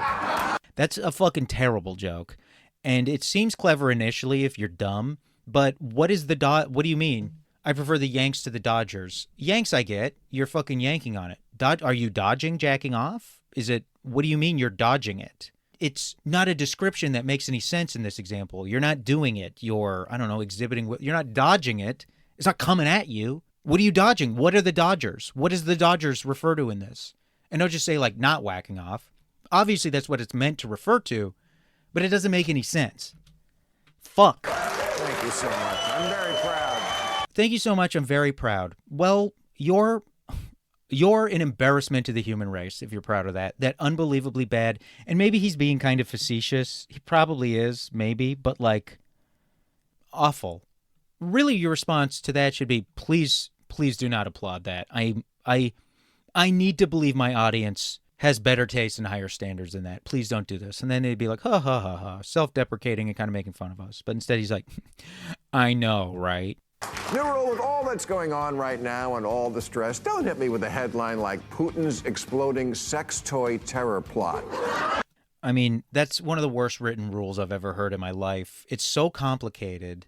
You're just like, wait, what? What are you saying? And he kind of, the rare time he just like races through it, I guess because he acknowledges it's way too long, but you're still like, what? So it's like, and this is, he has a few more jokes in there, and then this is one of the jokes. I can't think of a more embarrassing way to die than death by pocket pussy. It's just clapping. It's just clapping and wooing. Nobody laughs. Wow, what a world we live in. It's enough to make you think twice before sticking something up your ass. Okay, 4 people laugh, and then everyone just applauds and woos. Your jokes are sticking something up, your punchlines are sticking something up your ass and pocket pussy. This is on television. Like, can you try? What's the joke? What's the take? What's the perspective here? Oh, Vladimir Putin and exploding. Also, the headline is from, oh no, that's the next one. The headline is from OK Magazine. Like, he's crazy. He's gone fully crazy. These are like his sources for things. But like, Putin, exploding your like dangerous sex toy, exploding pocket pussy. It's like, yeah, that's just one of the things that might be in there. That's not interesting. There's no commentary there. You're just like referencing a thing, and so you can say pocket pussy. This is shit. Jesus Christ. New rule, now that Tucker Carlson says he was physically attacked by a supernatural demon that left claw marks, he must be given a special award for the most quick-thinking response to a wife asking, "Where'd you get those scratch marks?" I mean, they've completely thrown the premise out the window. How is that a rule? A rule that he must be given an award. That's just an award. You're just awarding someone something. And this is the most first draft wording ever, where you're like, well, let's just get the idea on the page, and then we'll fucking clean it up and get like. Listen. Well, now that Tucker Carlson says he was physically attacked by a supernatural demon that left claw marks, he must be given a special award for the most quick-thinking response to a wife asking, "Where'd you get those scratch marks?" Again, that's not a rule. It's an award. You're just saying he's going to be given an award for something. I cannot get over this. Well, now that Tucker Carlson says he was physically attacked by a supernatural demon that left claw marks. Yeah. He must be given a special award for the most quick-thinking response to a wife asking, He must be given a special award for coming up with the most quick-thinking response to a wife asking, "Where'd you get those scratch marks?" Where'd you get those scratch marks? This is the worst written joke I've ever heard in my entire life. I cannot believe Well, now that Tucker Carlson says he was physically attacked by a supernatural demon that left claw marks, he must be given a special award for the most quick-thinking response to a wife asking, "Where'd you get those scratch marks?"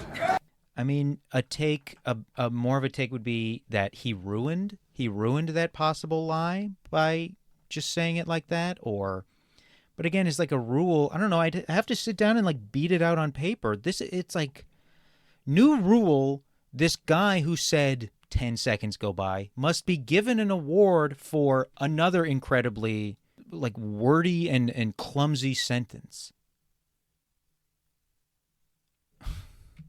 And like the thing is, that's the central idea is kind of funny, but like just trying to shoehorn it in here as a rule in some sort of rule capacity and completely failing at that, it must be pointed out. This is by no means a fucking rule. Anyone who comes up with I don't even know. I'd have to sit there and really look at this, because the way the words were just thrown at me really has me spinning around. I've really lost my sense of reality, and I feel like I've come undone listening to one of the world's most incomprehensible, poorly written jokes. New rule, someone has to ask the Colombia pro-Palestinian protesters who went to the emergency room complaining of nausea, abdominal pain, headaches, and irritated eyes after being sprayed with a non-toxic novelty fart spray called liquid ass that is completely harmless. Hey, by any chance, did you go to Pathetic Pussy Academy? So again, put more words in there. That's what you know what? Fuck it. I say fuck it. Get as many words in the setup as humanly possible. That's what I think you should do now. Have a setup that lasts with no hyperbole the entire 57 minutes of the show and have all that build up to the punchline, unless you're fucking gay or something. That's what I want now. The show has convinced me. That, to me, that would be the perfect hour of comedy. 59 minutes and 55 seconds of just incomprehensible, just unbelievably, unnecessarily wordy setup, said at a pace that doesn't make a ton of sense and that has not been edited in any way. And then at the end, you're just like, but then the pocket pussy spit the cum in my mouth. You know what? That's too good. I actually think it's kind of funny, a pocket pussy spitting cum to somebody's mouth. I've gotten more creative than any of the jokes on this fucking show have. I have reached outside of just the easiest, laziest, immediate sphere of reference. Right there. And it's a punchline with no setup, which, as we know, the punchlines often don't match the setups on this show. Also, good point. No pro-Israeli protester or group has ever exaggerated the harm or what's happened to them. We've certainly never seen any accusations of anti-Semitism wildly over-exaggerated. Certainly not over there in Amsterdam, where a bunch of soccer hooligans doing racism and smashing taxis, getting beaten up by some locals, was framed as a pogrom against Jewish Israelis. It's just tough. It would be one thing if like the media apparatus was not completely in lockstep with this guy and this shit, but like it is, and it makes it frustrating. And I think they all genuinely need to look in the mirror and be like, look at a guy we are completely in agreement with, the laziest, lamest fucking guy on television. And finally, new rule now that the great garbage election of 2024 is over. Let's talk about actual garbage. So that's a reference to, of course, Garbage Island, Puerto Rico, Trump in the garbage truck. That's what he's referring to. And he proceeds to, that then segues into, he's talking about the Great Pacific Garbage Patch. And so he talks, he's like, I have this 9-10 minute monologue or essay at the end of every episode. You can't call it, doesn't count as a 9 or 10 minute monologue when you just deliver it with this kind of pace. And then you pause at the end of every line and just like wait. And you just sit there. I guess he might say for emphasis, really he's like for laughs and or applause. But like, this is a 3-minute thing that he has stretched out to an unbearable length of time. And some of I have clips from it. His delivery is unfathomable. I've gotten drunk as I've been doing this because it was tough to work up the energy to do. I'll be honest. I didn't really want to talk about this. I watched it and I'm alone. I don't have somebody I like, somebody I'm interested in talking to. I'm just stuck here alone talking about this shit. And I always have the fear in my head. I'm like, these solo episodes, it's just me repeating the same thing. It's something that could be done in 3 minutes, and I stretch it out too. I'm looking at the time. It'll be shorter than this because I have stuff to clean up in it. But an hour and 47 minutes, or 57 minutes. So I have concerns. I have the kind of concerns that Bill Maher has clearly never been struck with. This is a thing I can, anytime somebody's like, might compare me to Bill Maher and be like, you have these things in common with me. You kind of remind. I can always remember this. I have a concern that what I'm putting out is bad. And he has never in his entire life considered that. Now here's some clips from this the final new rule essay length, quote unquote. It's like 3 minutes. It should be 3 minutes long. This guy, and just right into the camera. And he's so fucking smug. So smug. And like preening. Ugh. Garbage patch, which is 3 times the size of France, a country large enough to accommodate Gerard Depardieu. Wow, got him. You got Gerard Depardieu. So this is the first of a few references we're going to get to hear from this essay. This essay, essentially. Big enough to hold Gerard Depardieu. Now, Depardieu is like gross and an accused sex creep. He's not somebody I think of when I think of like the biggest guy around. Is he like supposed to be like super fat, or is he also really tall? Like, and again, I don't give a fuck about Gerard Depardieu. That's a bad guy.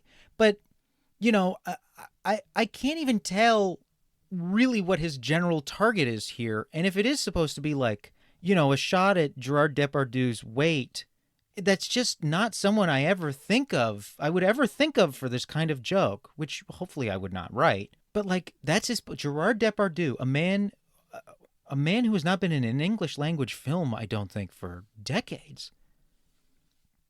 But that's his pull.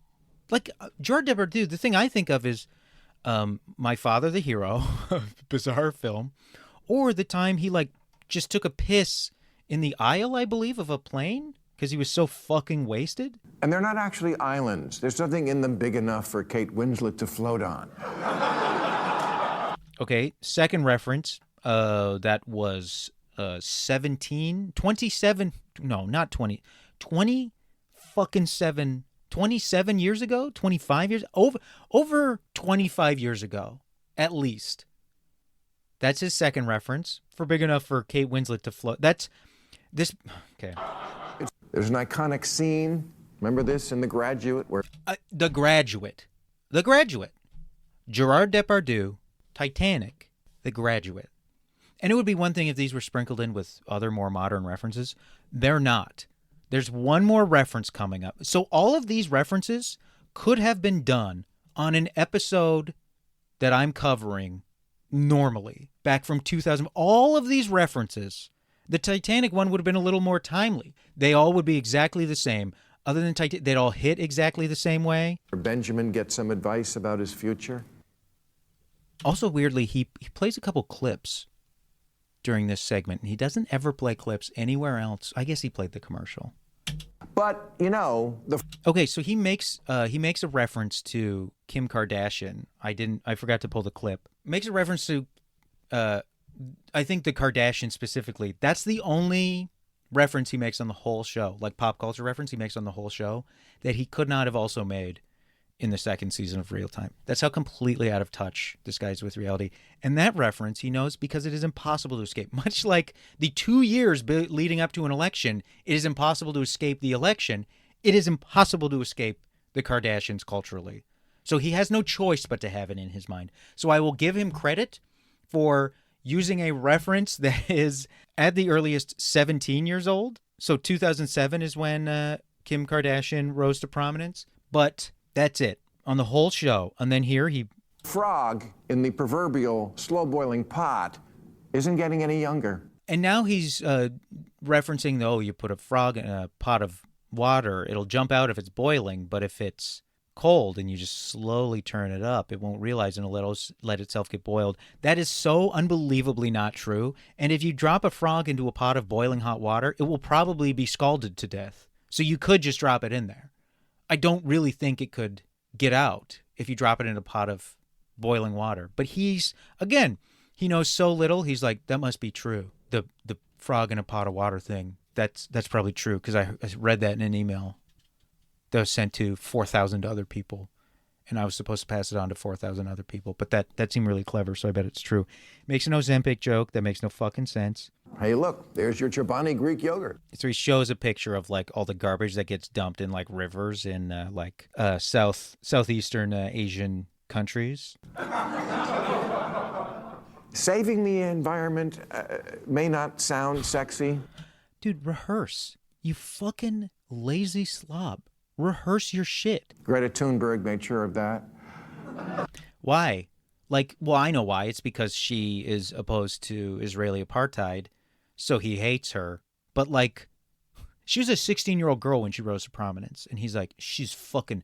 Like, an autistic person, formerly child, who has dedicated a third of her life to trying to prevent world historic climate change. The thing he's ostensibly complaining about here, and he's taking shots at her. Who's done more about the huge swaths of garbage in the ocean? Bill Maher or Greta Thunberg? Who's done more to try to prevent climate change? Him or Greta Thunberg? But he's like, that ugly bitch. She's gross. She's so ugly. She's like 22 years old now, and she was a teenager when we all became acquainted with. Like, so nasty. That's so nasty and cruel for no reason to just be like, she's so ugly. And like this, but somebody who's trying to do the work and not center herself as well, but to do the work, to do something about this. And he's just like taking unbelievably cheap, uncalled for shots at her. And she just looks fucking normal. Ooh. But Okay, so this is when the crowd goes from sounding like Clip Cup 2 to a crowd at a Gutfeld show. Gutfeld will have like 9 people in the crowd, and Greg Gutfeld is famous for bombing the entire length of his own television show. Just eat shit the entire time. And that's what this is like. That's what this sounds like during his monologue. at some point, doesn't somebody have to say something? At some point, doesn't somebody have to say something? Here's a reference he'll get. You sound like fucking Eliza Doolittle in fucking My Fair Lady. The rain in Spain stays mainly in the plain. That's the pace he is delivering this with. It's unbearable. And he's doing his fucking smug turtle face after every line. And most of them are just getting, like you heard, a few laughs or groans or just like silence, which I'm sure he's like, I'm being so powerful. This is powerful. I'm moving people. There's only 2 parties, and only one even thinks the environment is a problem. But Kamala never mentioned it. Crickets, which, by the way, are also dying. All bad news today. I know why Republicans don't talk about the environment. Because voters don't like their position on pollution, which is they're for it. But So speaking that unbearably, I know why Republicans don't talk about it. Because voters don't like their position. They're for it. And then he ends it by smacking his lips. This is the worst delivery I've ever heard by any professional on a major motion picture, a proper television show. It is unfathomable. Oh, God, I failed again at it. I'm 0 for 3 on that word. I think there's one clip left. at the presidential debate, environment came up once. And Kamala used the opportunity to brag that we've increased domestic gas production to historic levels. And Trump, of course, called Mother Nature a childless cat lady. We're still. I mean, he called it a childless cat. Like, I believe he wrote that because those jokes are fucking really bad. And not just bad, but like stupid. They're bad in the way where it's like, it's a bunch of references to things that happen. Like when he's like, look, there's your Chobani container. And it's like, okay, yeah, Chobani is a yogurt that would have a container. What's the joke there? What is this? It's Chobani's not a punchline. It's not a funny I mean, it's kind of a funny reference, but like not when it's that depressing. Like he's not you know, capitalizing on like any gallows humor. It's just so slow, so deliberately slow. And the jokes are just references to things and they're not even clever. There's your Chobani container. Okay, it's so bad. I'm now like, I hope we do kill the fucking ocean. That's, if his point was to get people to do something, like to let people know, like, hey, remember, the ocean is fucked. He failed. It's such a bad messenger that I'm now like, let's get a gun and let's kill the ocean with it. Because if this guy's into it, it can't be good. That's the whole show. That's it. I'm like exhausted. I'm like sweating. I'm certainly could not drive right now. It was just awful. And he never did it. He never acknowledged that he was so wrong about something he was so sure of. There was nothing. He didn't reflect on that, never mentioned it, and he just came out and just behaved as he always does. He just came out and insisted he was right about everything. He knew everything. He was right about everything. I mean, it's disgraceful that this is on television. It's so humiliating. The comedy is bad. There's no thought. There's no conversation. It's an old crank who has the brain of a dog, who doesn't remember anything, either like willfully or not. It's shit. It's absolutely fucking horrible. It's so bad. And I'm not even talking just like morally. I watched this over the span of 4 days, and it was so hard to get through because it's not good in any way. No area of it is good. No part of it is good. He can't fucking interview people. He can't run a panel. He won't let people talk. He has no insight into anything. He doesn't know anything. And then he closes it with the thing he clearly writes himself, which is the worst part of the whole show. And there is no self-reflection. On top of everything else, no self-reflection. There you go. That's what you get. He's just going to continue to insist he's never been wrong. Could we just get some crows to peck this guy's liver out and then have it grow back every morning?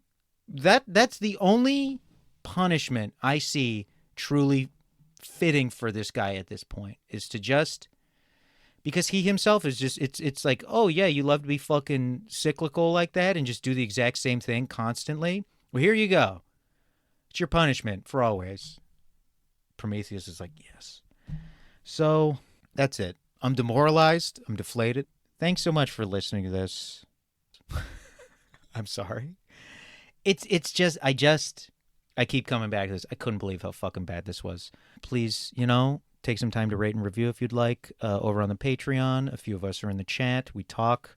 I've been talking about, we got some episodes on Club Random, some episodes on Politically Incorrect. I've covered some interviews he's done. That's it, Thanks for listening. And good night and good luck.